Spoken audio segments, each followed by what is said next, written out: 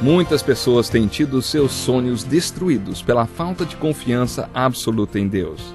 A Bíblia está repleta de exemplos de grandes sonhos cumpridos para a glória de Deus. Encontro com a Palavra é um programa escrito pelo Dr. Dick Woodward e narrado por Pastor Edson Bruno. Ouça e descubra verdades que lhe ajudarão no seu dia a dia. Com você, Pastor Edson Bruno.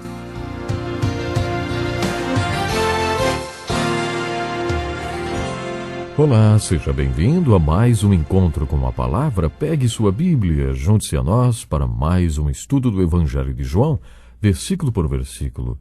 Já dedicamos vários programas ao estudo do capítulo 4 de João e à conversa que Jesus teve com a mulher samaritana, com o objetivo de entender o que significa nascer de novo. A reação que esta conversa causou nos apóstolos e a reação de Jesus, a atitude dos apóstolos, estão registrados nos primeiros 42 versículos deste capítulo. Você já pegou a sua Bíblia? Então abra no capítulo 4 de João e acompanhe a leitura dos versículos 43 a 45, que diz assim: Depois daqueles 2 dias, ele partiu para a Galiléia. O próprio Jesus tinha afirmado que nenhum profeta tem honra em sua própria terra. Quando chegou a Galiléia, os galileus deram-lhe boas-vindas. Eles tinham visto tudo o que ele fizera em Jerusalém por ocasião da festa da Páscoa, pois também haviam estado lá. Para muitas pessoas, esse trecho da Bíblia é difícil de ser compreendido. Jesus havia sido criado na Galiléia e Nazaré fica na Galiléia. Lembre-se que, antes de se encontrar com a mulher samaritana, Jesus tinha partido da Judéia para o norte de Israel, a Galiléia. Um judeu preconceituoso jamais faria esse caminho passando por Samaria. Os samaritanos que tinham sido chamados pela mulher para conhecerem Jesus insistiram com ele para que ficasse mais alguns dias com eles. Jesus ficou mais 2 dias e depois continuou sua jornada para a Galiléia. No versículo 44, lemos a seguinte observação: O próprio Jesus tinha afirmado que nenhum profeta tem honra em sua própria terra. Por que essa frase foi escrita neste contexto? Jesus não estava deixando sua cidade natal, e sim aproximando-se dela. Isso quer dizer que Jesus estava indo deliberadamente em direção ao norte, para a região da Galiléia, mesmo sabendo que a recepção não seria agradável. Já não tinha sido em outras vezes? Depois, como você concilia o fato de que quando ele chegou a Galiléia, os galileus deram-lhe boas-vindas. Eles tinham visto tudo o que ele fizera em Jerusalém por ocasião da festa da Páscoa, pois também havia estado lá. Significa exatamente o que está escrito. As pessoas da sua cidade natal tinham ido a Jerusalém para a festa e viram tudo o que tinha acontecido por lá.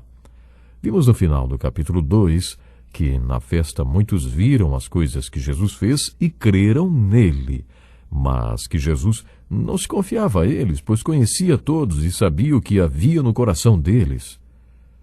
Ele não precisava que ninguém lhe contasse como o homem era, incluindo os galileus. Eles tinham estado na festa e visto as coisas que Jesus tinha feito. Por isso, o receberam com alegria. Receberam bem, muito bem, mas daí dizer que tinham entendido que Jesus compartilhou com Nicodemos e com a mulher no poço de Jacó. Aí, isso já são outros 500.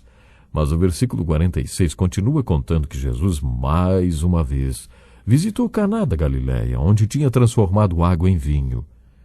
E aí aconteceu outra história muito bonita. E havia ali um oficial do rei, cujo filho estava doente em Cafarnaum.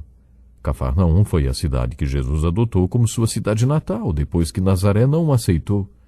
Quando ele ouviu falar que Jesus tinha chegado a Galiléia, vindo da Judéia, procurou e suplicou-lhe que fosse curar seu filho que estava à beira da morte. Disse-lhe Jesus: Se vocês não virem sinais e maravilhas, nunca crerão. O oficial do rei disse: Senhor, vem, antes que o meu filho morra. Jesus respondeu: Pode ir, o seu filho continuará vivo. O homem confiou na palavra de Jesus e partiu. Estando ele ainda a caminho, seus servos vieram ao seu encontro com notícias de que o menino estava vivo. Quando perguntou a que horas o seu filho tinha melhorado, eles lhe disseram: A febre o deixou ontem, à 1h da tarde. Então o pai constatou que aquela fora exatamente a hora em que Jesus lhe disse: o seu filho continuará vivo. Assim, creram ele e todos os de sua casa. Esse foi o segundo sinal miraculoso que Jesus realizou depois que veio da Judéia para a Galiléia. Esta é uma história muito bonita de cura. Este foi o segundo sinal de Jesus que João quis deixar registrado. Todos os sinais registrados evidenciam o que já vimos nos capítulos 3 e 4, que Jesus é o Cristo, o Messias, o Filho de Deus. João quer que saibamos que se cremos nisto, então temos vida eterna. Esta é mais uma passagem que enfoca a segunda pergunta no nosso estudo.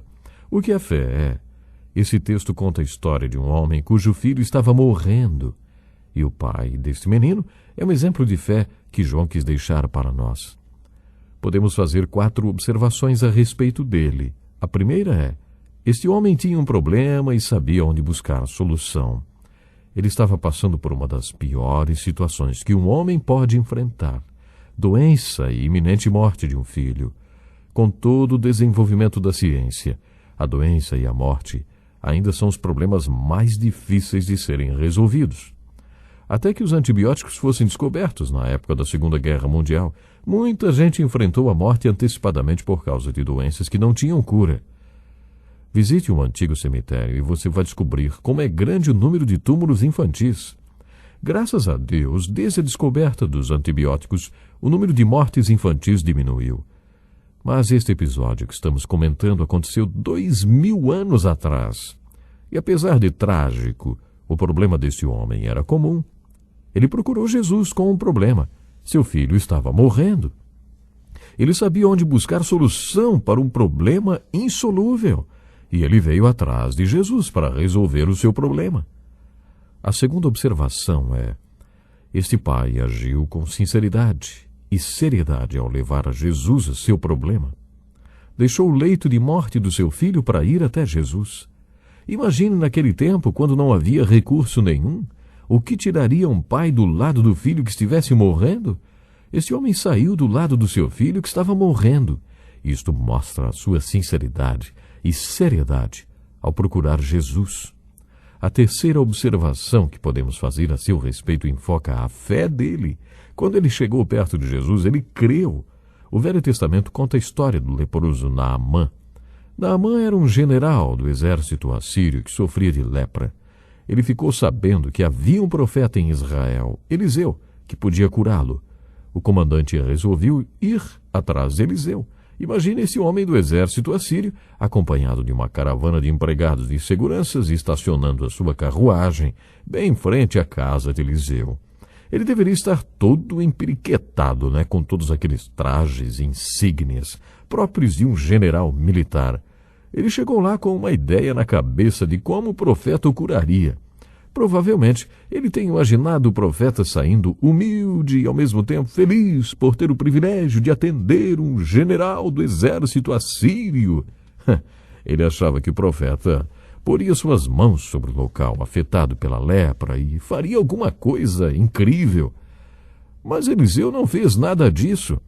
Na verdade, Eliseu nem se deu ao trabalho de sair da sua humilde casinha para ver a cara do general. Ele enviou um mensageiro que instruiu Naamã a mergulhar 7 vezes no Rio Jordão para ser curado. Isso não era o que o general esperava, mas não era mesmo. Ele ficou indignado e voltou para sua carruagem soltando fumaça. Mas um dos seus servos lhe disse: Ei, general, se o profeta tivesse lhe pedido alguma coisa difícil, o senhor não faria? Quanto mais quando ele apenas lhe diz que se lave e será purificado. Não custa nada. Tem muita gente que, quando tem um problema e vai atrás de Deus para resolvê-lo, já tem uma ideia preconcebida na cabeça de como Deus vai agir. Mas muitas vezes Deus não resolve do nosso jeito e não faz aquilo que achávamos que ele deveria fazer. Ele testa a nossa fé. O caso desse pai em Cafarnaum é um exemplo de fé para nós. Quando ele buscou Jesus, ele creu no que viu. Claro que ele achava que Jesus deveria ir até a sua casa, mas Jesus o colocou à prova. Talvez Jesus quisesse ver se este homem era como aqueles galileus que tinham ido à festa e creram porque viram o milagre da transformação da água em vinho. Se vocês não virem sinais e maravilhas, nunca crerão, disse Jesus. Jesus conhecia o coração daquele homem. Jesus reconheceu nele fé. Jesus viu fé no coração daquele homem. Jesus disse que aquele menino seria curado. Mas interessante que o homem disse primeiro: Senhor, vem antes que o meu filho morra.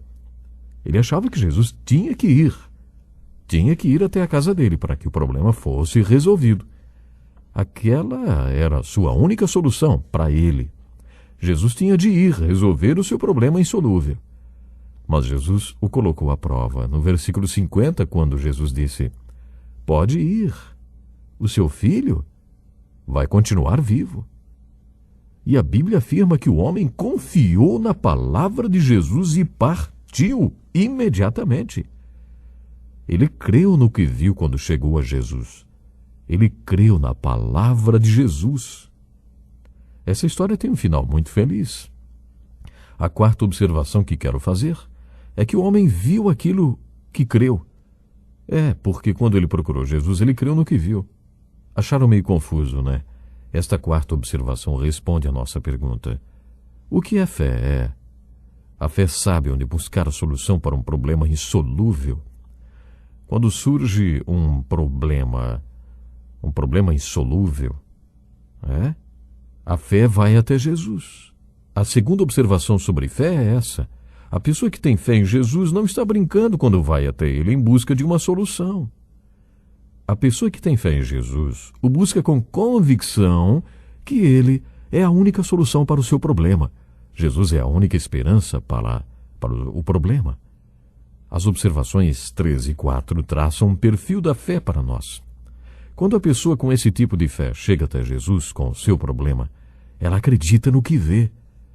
Se uma pessoa satisfaz as 3 primeiras condições desta fé, se ela sabe para onde ir quando tem um problema e vai para Jesus, se ela busca Jesus com seriedade e crê no que vê, essa pessoa sempre verá o que crê.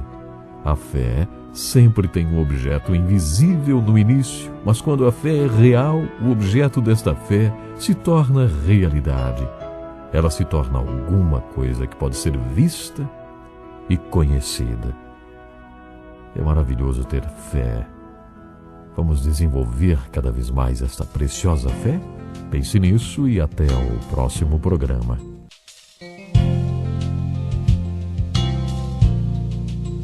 Que lição importantíssima. Obrigado, Pastor Edson Bruno. Prezado ouvinte, coloque em prática o que você ouviu aqui. Sem dúvida, sua vida será grandemente abençoada. Este é um estudo escrito pelo Dr. Dick Woodward, na voz do Pastor Edson Bruno. Escreva-nos e solicite o material.